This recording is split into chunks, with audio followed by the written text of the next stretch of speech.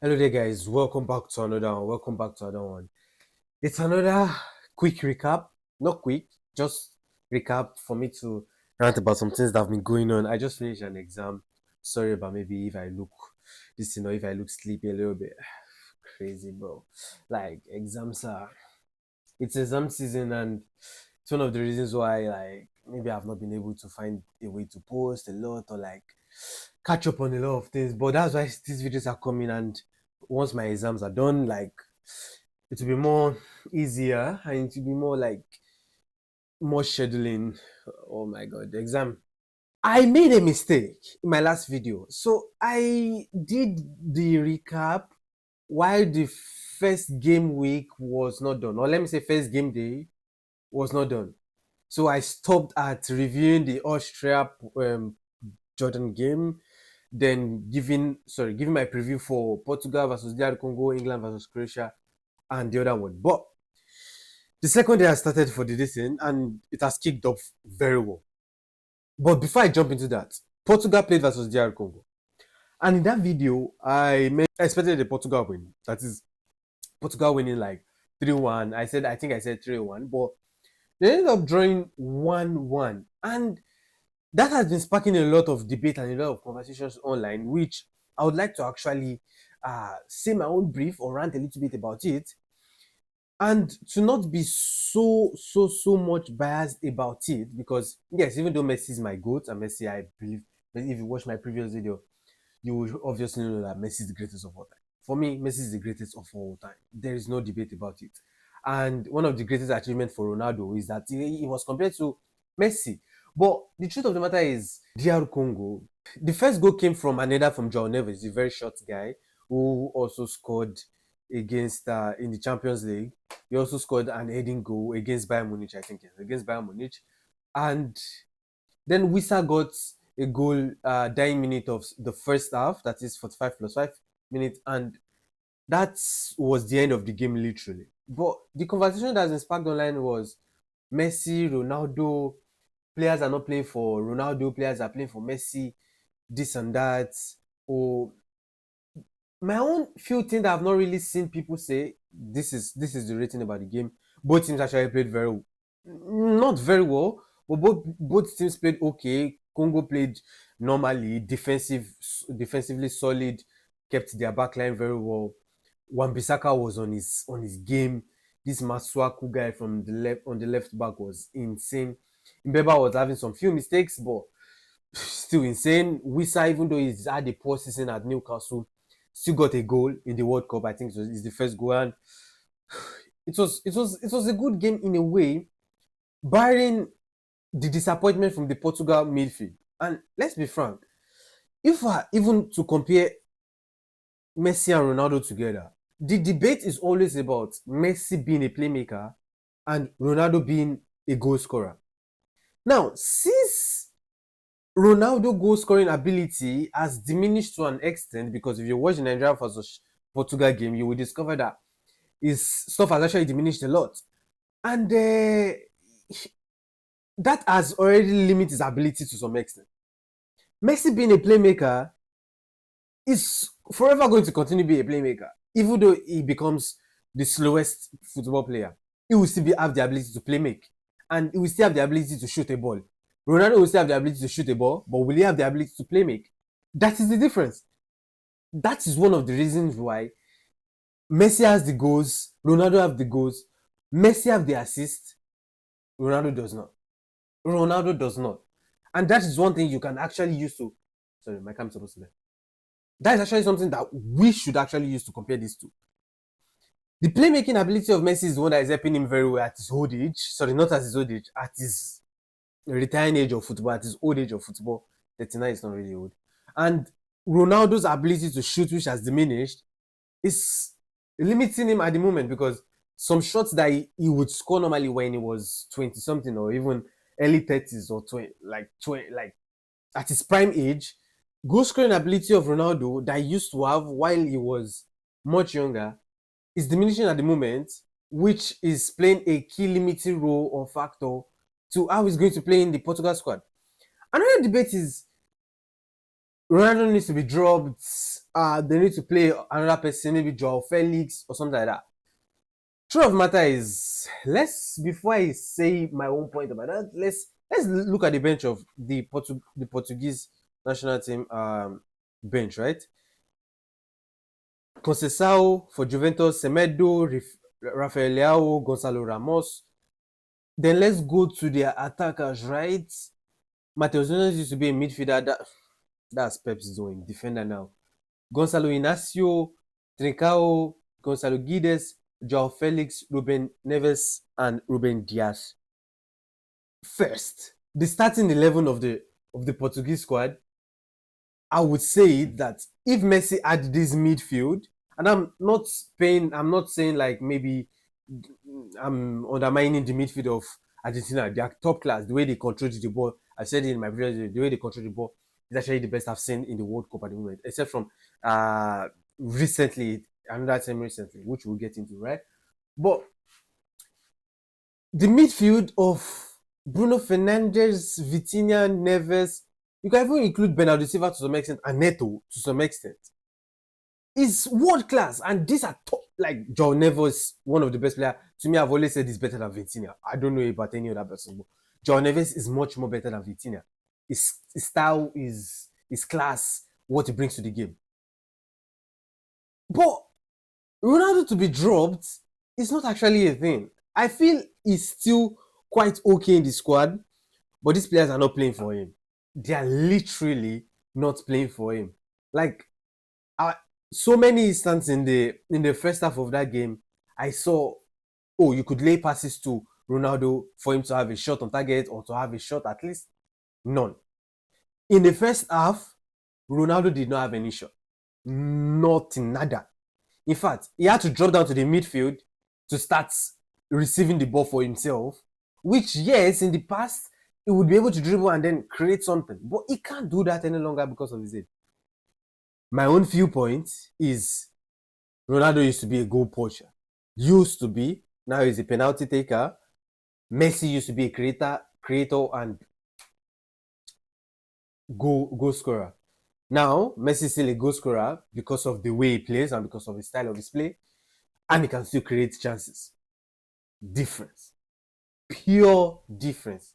And even if Messi gets to the age of Ronaldo, it will still be the same thing, bro. It will still be the same because he will still be able to create the same way. He will still have that same vision. His intelligence is still going to be the same thing. That's just my own few take about this game. But nonetheless, I think the Portuguese squad, some of them actually look like they don't really respect him. And maybe I'm not talking about the respect to the far extent of maybe what he has done in football. No, I'm talking about like to the fact they are expecting him to be more considerate of what they want to do rather of what he wants to achieve. It just comes down to team spirit. Team spirit. And this is one thing everybody has been saying. We've all been saying for a long time that Ronaldo, even in his arrogancy, which is good to some extent, does not have all the team spirit that is required to keep on fighting against a player like Lionel Messi. And it's just the truth. It's just the truth.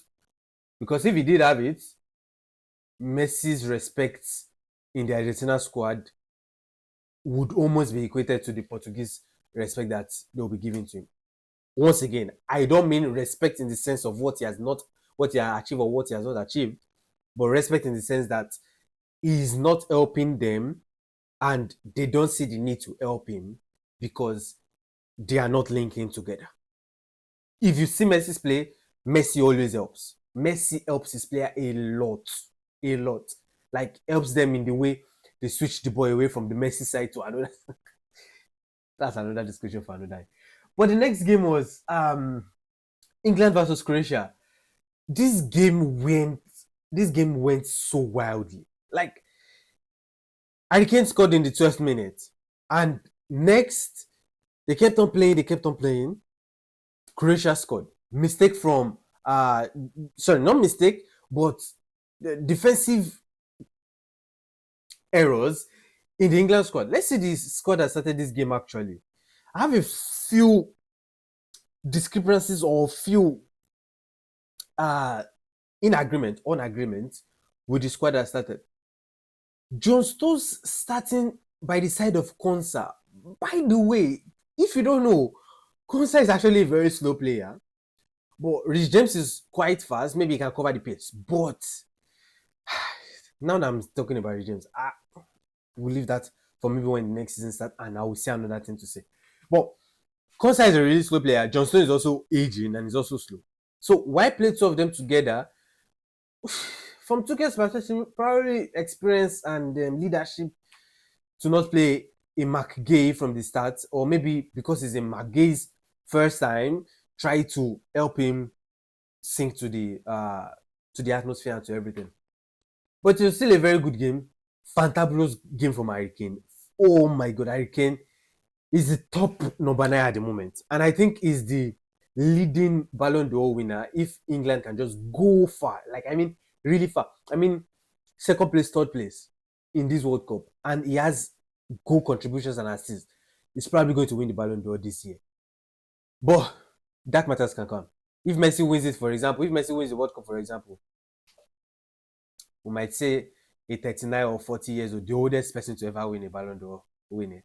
But Madueke, I like I've always said it. I'm a fan of Madueke in the sense that I like the way he plays. He plays raw and also with some kind of experience from the places he has played at PSV, Chelsea, Arsenal, and all of that, even at Tottenham or from Tottenham Academy. He plays with all of those like vibe. I can take you on, but bro, you need to start using your brain. Like he needs to start using his brain because so many times the ball went through Madueke's side. Like I'm saying, just as the way it used to be at Chelsea, all the ball goes through his side, and end product is not there. Like he does not do anything with it. Even sometimes he creates chances. I'm not saying he does not create those chances, but there are most of the times he does.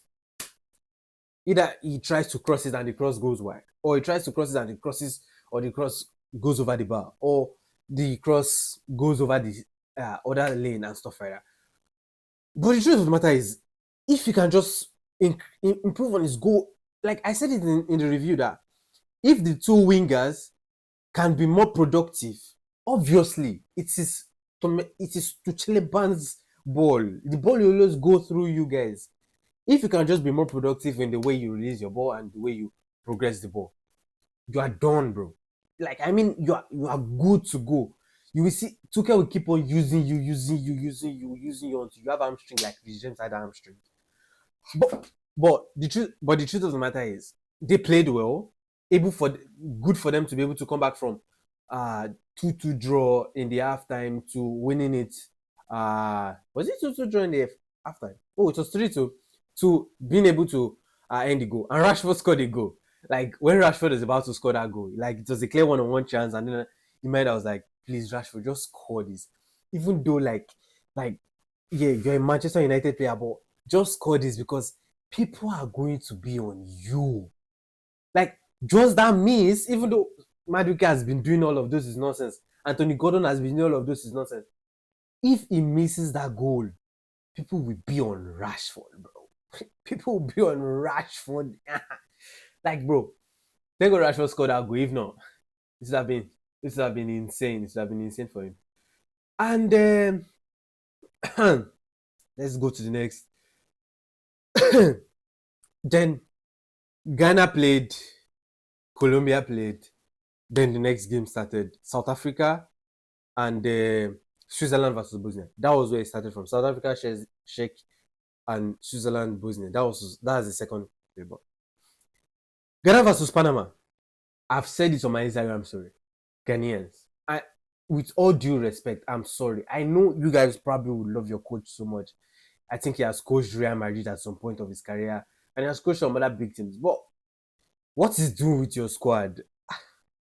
I can't see it. There's no clear-cut identity like the way Ghanaians used to have it. And like, kudos to this your goalkeeper in the first half. Kudos to him, Lawrence Atelijig. Kudos to him. It was top notch. Like he was flying all over the place, jumping left and right. Even though he left 46 minutes, he still even had a 7.3 rating. That's to show how important it was. He was flying, bro. He was flying. And another player why I highlight is this guy. Before I now go to the reason why I said that your coach needs to be sacked. But you guys will not do this World Cup until you realize that it needs to be sacked. Because first of all, you guys not qualify for the AFCON. You guys will say, oh, it's just AFCON. But AFCON is the main tournament of the African nations. You did not qualify for that. I think 2 years now. Oh, sorry, the previous year you dropped out of the group stage. Then last year you did not qualify for it. But just this guy, Klebirenki, oh, he was playing. So you guys might not see it because of how poorly Ghana played and how poorly Panama played. But I was looking at this guy. Sorry that I'm comparing him to the likes of Michael Essien, but I'm seeing this same style, the same build, the same style of play.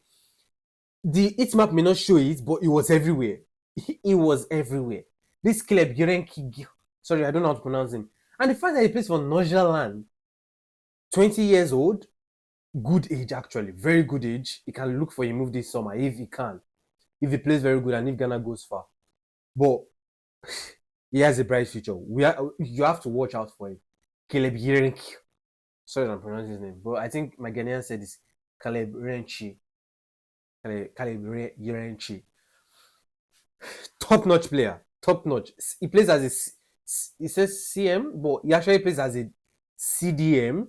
I think he plays like a more advanced CDM role and drops deep at some point.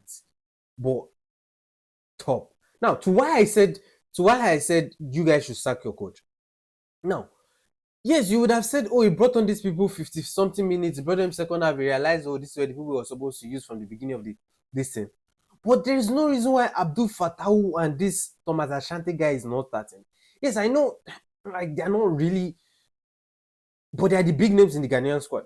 They are the big names in the Ghanaian squad, and they are actually good players. I've seen Abdul Fattah play a lot of times in the championship. Even when he was at Leicester in Premier League, I've seen him play at times. There is no reason why that guy is not starting. And Inaki Williams, maybe they have some injury problem, I don't know. But there's no reason why you're not setting the Ghanaian squad to play a more advanced role, a more attacking play, a more attacking style of play. These players are fast. These players are, some are technical in some extent. Semeyo, Ashante, the Fatawu guy, Yerenchi. Like, there is no way you can't play more attacking. You have to play more attacking because I don't see it how you allow Panama play you guys like that. I don't see it. This is too defensive for a Ghanaian squad. Yes, I understand black mentality or strong mentality because of our build, or we can withstand defense, but bro, we are moving from that. African football is moving from that. Like, it's moving, bro. You can see, yes, I know, likes of Morocco, the likes of Ivory Coast, likes of Senegal. Even, I know Nigeria is not in the squad, but our present coach is doing some nice style of play. Like, bro, they are moving away. Even South Africa, even though they're shit, but South Africa is moving from them, from all those defensive shit. They are playing more aggressive football, like more. Like, they've recognized the quality that they themselves they possess. What's left to you guys? It's left to you guys. I just sincerely think it's not the man for the job because he needs to do better with that squad. Then we saw Colombia versus Uzbekistan. Colombia versus Uzbekistan, very good game. Uzbekistan made some mistakes. They were just booting the ball. I think it was this their number 7. Let me see the guy. This Kazakhstan's number 7. Sorry, Uzbekistan's. This guy was just booting the ball all the time. Like, it was just, he kept on booting. Even though he was okay in the game, but Luis Diaz just took his chances. Very good play from Colombia. They got the win. South Africa versus Czech. This game. Oh my god. Let me just briefly talk on this game. Czech versus South Africa. Oh my god. The way people were on South Africa were, nah. It has once happened to Nigeria. So I know how the South Africans feel. But it's good. You guys cannot be killing another Africans. I'm sorry to say killing. You guys cannot be buying another African. It's outrageous. But it was on to the next. Switzerland versus Bosnia was a very good game. The way Switzerland played in the first in their first game was absolutely outrageous. And I came out to say, like, you can't be playing like that as a Swiss team. And Bosnia came out to also play like that. And Switzerland just go 4 past them. Like, it's not sustainable for Switzerland because Bosnia were not strong enough. Their defense was shaky, but they got 4-1. Good win for them. They moved on to the next. Canada versus Qatar. Oh my God. Canada battered this guy. And I'm sorry for that guy. My condolences, utmost condolences to Ishmael Kone for that injury. That injury was like, it was not a dangerous tackle. I don't know why they gave the guy a red card. But probably because it was already on a yellow. Probably that's why they gave him another yellow. But it was not a real dangerous tackle. If we talk about it, about the type of tackle, because there's a lot of that. And the way his leg just went, my condolences to him. Utmost condolences to him. I cannot show the picture because it's insane. It was an insane fracture. But not to thank God it was not open, like, like it not come out from the skin. It was not exposed. So probably will heal much faster, but it will probably take a year. And it was one of the players, like one of the stars of Canada, looking to get a big move this summer. But probably we still get his move. That will not withstand him because the quality is forever. Just depends on him. Will he keep up with that type of quality even after the injury? We've seen the likes of Jamal Musiala sleeping on the field. But it just take time. Just take time. USA versus Australia, another good USA performance. Another one. Without Pulisic this time, another insane performance. Yes, they are playing at home. Yes, is their season. What Mauricio Pochettino is doing in this squad is absolutely insane. This Freeman guy, I heard that he used to be a midfielder, playing right back there as a third defender. Absolutely amazing. Absolutely amazing. Like, what Mauricio Pochettino is doing now, we can see a clear idea. We can see a clear notion about what they want to do.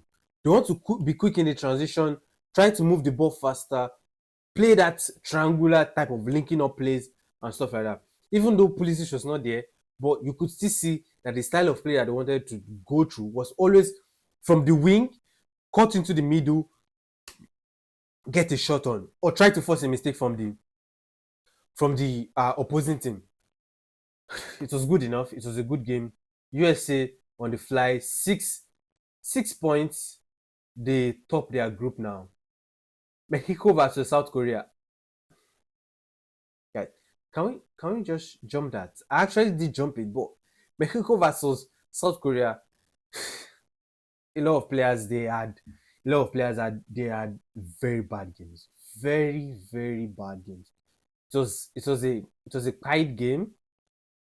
Kangeli, I don't know what you were doing. Wang, yes, you had a good game in the beginning, but you could have done better at finishing. Kangeli should have done better also at finishing. Yabili Kangi. Kudos to the Mexico goalkeeper also. But just the World Cup has not disappointed. It was still a good game. Scotland versus Morocco. As I was talking about African teams or African nations previously, Morocco seems to be the strongest at the moment. Oh my God. Maybe it's because they're playing against Scotland. I said in my previous video that Scotland won against Haiti, but they were actually lucky to get that goal because Haiti played better than them. And now that Morocco have like a finisher or finishers, Brahim Diaz, Hakimi, Saibari. This Saibari guy is so good. He has made a move to Bayern Munich. Going to be insane for Bayern Munich, by the way. By the way, I'm seeing him play. Very good on the ball, very good off the ball also. Morocco seems to be the strongest that I've seen play.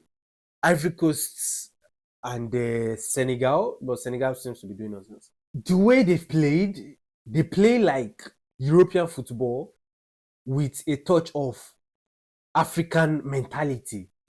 Pressing, trying to get the ball high up, not losing the ball. We know what we are here for. We are trying to prove ourselves. We are not a small team. Yes, they did well in the previous World Cup, getting to the semi-finals. Great achievement from them. But this is another different team. And kudos to their manager. This guy, he won the under 21 World Cup, the under 20 under 21 World Cup with their Moroccan squad, and now he's doing something insane with the Moroccan squad, like with this set of team. Absolutely insane. Bono is still very good. Brahim Diaz was playing like prime Mahrez, bro. Brahim Diaz, you need to do this at Real Madrid. Right? Maybe it's because of quality difference, though, that we are seeing you shine better. But it's just the game was a good game. Morocco should have had like 5 goals. Sorry, I'm over exaggerating it. 3 goals or 4 goals actually in that first half. Like 3 goals in the first half. But Saibari could not get his leg on one. This El Canusa guy, El Canus kept on booting the ball over. It was a good game from them. It was a good game. Shit, I think I missed it. Then Brazil Haiti. That was just this night. Brazil versus Haiti. Sorry to my Haitian brothers. I have the H factor. Sorry. Brazil was very good. Brazil was very Cunha was on all of them, bro. Cunha was just on all of them. Was doing whatever he wants to do. And this is one thing I've noticed, that a lot of these teams, they tend to underrate like the other squads. That is, teams that are not countries that are not like the top or even middle class. They tend to underrate them, forgetting that they can actually also be scored against. But Brazil did the needful. Vini did the needful. Cunha did the needful. Rafinha got injured. I don't know if he's serious, but I was losing. But it was good from them. 3-0, Brazil win. 4 points now. Same with Morocco, 4 points also. Turkey versus Paraguay. Oh, Turkey stank up the place. Actually, one of the best games actually for now. Not like best, but it was full of drama. It was full of drama, and the ref actually made it worthwhile to watch. The ref was absolutely insane. There was one he counted down for the goalkeeper, and then a Turkish player for the Paraguay goalkeeper. The Turkish player came, kicked the ball to the corner side, because that's a new rule that if you have a countdown of 5, then it's a corner for the opposing team. And then the Turkey guy kicked it to the corner flag, so his player goes to play it. The player was also there to play it, and the ref called them back and said, "Come, bring the ball back. It's a goal kick." And then he did the goal kick, and then the goalkeeper kept on going down, cramp. This guy, Almiron, you have bloods on your hand. But probably, maybe still with Almiron, if they don't have a red card, maybe it would have been a very different game. But key highlights of some of these players: Goulet, Yildiz, Chanaloglu. You guys are the prime people to have taken Turkey. And I don't know my predictions. I forgot my predictions at the moment, but I think I predicted them to go through. They were the prime people that I was looking out for. But these guys literally stunk up the place. Goulet was trying at the end of the game. Yildiz was doing scuff shots, blah, blah, blah, up and down. And Siso was doing these people anyhow. But, bro, you guys are out, bro. You guys should go to your house. Go to Turkey and eat Turkish food, bro. Very disappointing performance from the Turkey team. Very disappointing performance. But the World Cup is still on. We have Netherlands versus Sweden today by 8 p.m. Germany versus Ivory Coast. Beautiful game. Ecuador versus Curacao. Ecuador should get the win because they need that win. They lost against Ivory Coast in the last game. Netherlands versus Sweden. Sweden was good. They were booting the ball up, playing long balls. Sorry, booting the ball, I mean playing long balls. It's going to be a good game to watch, actually. Germany versus Ivory Coast, you have to be there for that one. That one, I have to like, it's the game that I'm going to pay attention to like this. Like, so, Ecuador versus Curacao, going to be also a very good game. The World Cup is still on. We're having a blast.